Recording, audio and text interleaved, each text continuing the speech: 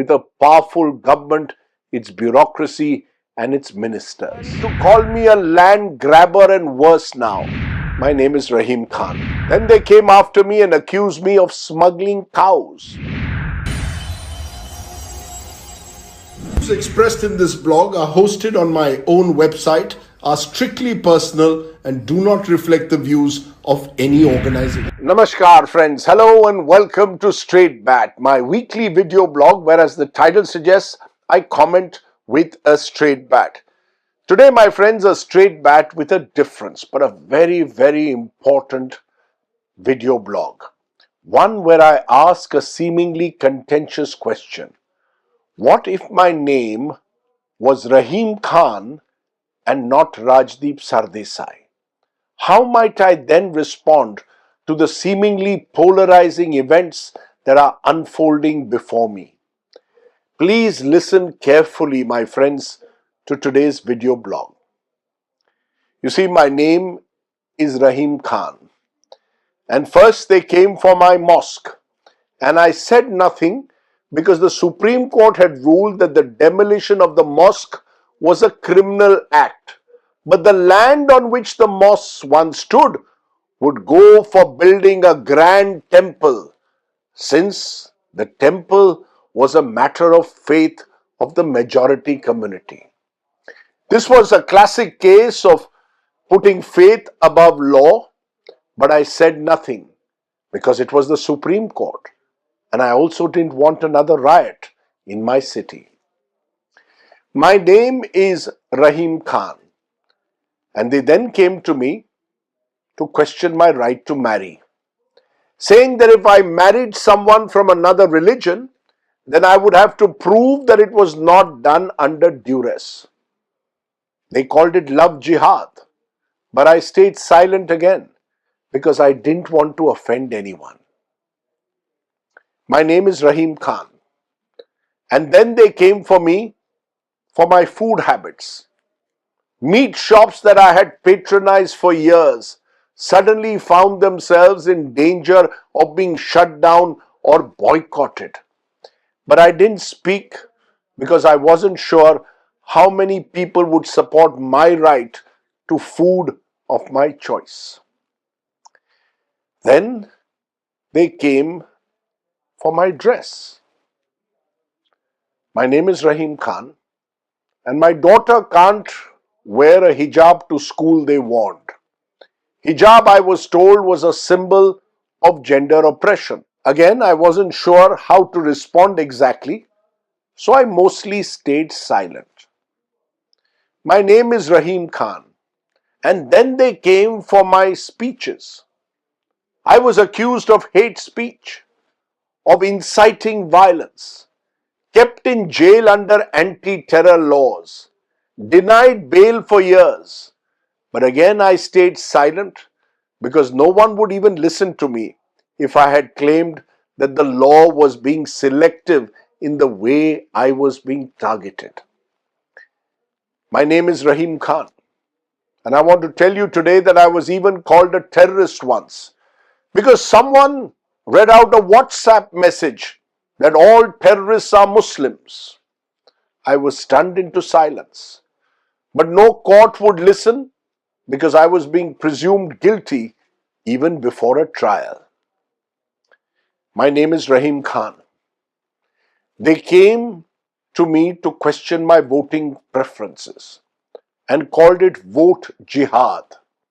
I didn't like the term, but to be honest, again, I was powerless to speak out because if I did, I feared I would be accused of vote bank politics. My name is Rahim Khan, and I watched as they reduced India's only Muslim majority state to a union territory. But I didn't say a word again because I didn't want to risk protesting on the street and being called anti-national. My name is Rahim Khan. They denied me rent accommodation in a plush colony because of my surname and my beard. But I sat quietly because if I spoke out, I might never get a rented property again. And then one day they also came to my home with a bulldozer and threatened to break the house down, calling it bulldozer justice. I knew it was injustice, but I didn't say a word because my name, as I told you, is Rahim Khan. My name is Rahim Khan.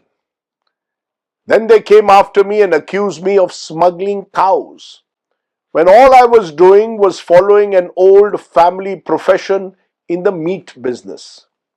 But once again, I didn't say a word because I didn't want to be lynched by a mob. My name is Rahim Khan. And then they came after my right to pray. I was told I couldn't even do a namaz on a rooftop, on my own rooftop. My Hindu brothers and sisters who I love dearly could have a 10-day Ganesh festivity on the street, but I couldn't even spend a half hour in prayer on my rooftop, or dare I say on the street near the mosque. I stayed silent because I didn't have the energy left to protest. Oh yes, I forgot to tell you. My name is Rahim Khan and they even targeted me during COVID. They called it Corona Jihad when a small meeting was held in the national capital. But don't forget, a congregation at the Kumbh was celebrated in peak COVID. But it was I who was labelled a Corona carrier. In fact, friends of mine who were selling vegetables were being boycotted because they too, like me, were Indian Muslims. But again, I stayed silent because I was too scared. My name is Rahim Khan. And then they targeted me on a daily basis every night, night after night on primetime television. I heard these loud, raucous, divisive Hindu-Muslim debates being conducted by news anchors who were simply cheerleading the crowd. But I didn't say a word again because I was told that noisier the debate, the more are their TRPs. On one particular TV debate, they said that I should be held accountable for the cruelty and misdeeds of Aurangzeb in the 17th century. I didn't respond because, as I keep saying, my name is Rahim Khan. And guess what? This week, they've even come for my family property. They say that any property that my family, in fact my grandfather, gave to a waqf for a charitable endowment that is now a graveyard could come under strict government scrutiny. They've even begun to call me a land grabber and worse now. But again, I will stay silent because the last thing I want to do is get into a fight with a powerful government, its bureaucracy and its ministers. I know that you know who the they I'm referring to through this video blog really are.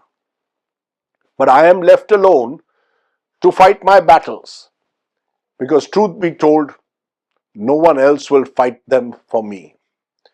I also want to make it clear, I don't want to play victim anymore, but I want to speak for the many others who every day are being made more and more conscious of their religious identity, who are being demonized and discriminated against in a manner that seemingly is against the Constitution.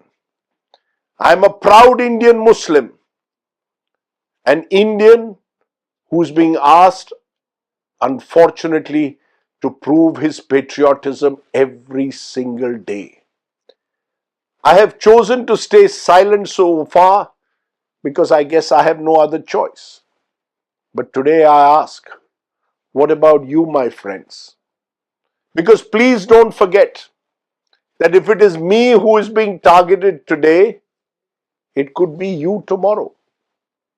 Staying silent, my friends, will only lead to a normalization of bigotry, hate politics, and then a permanent polarization of communities.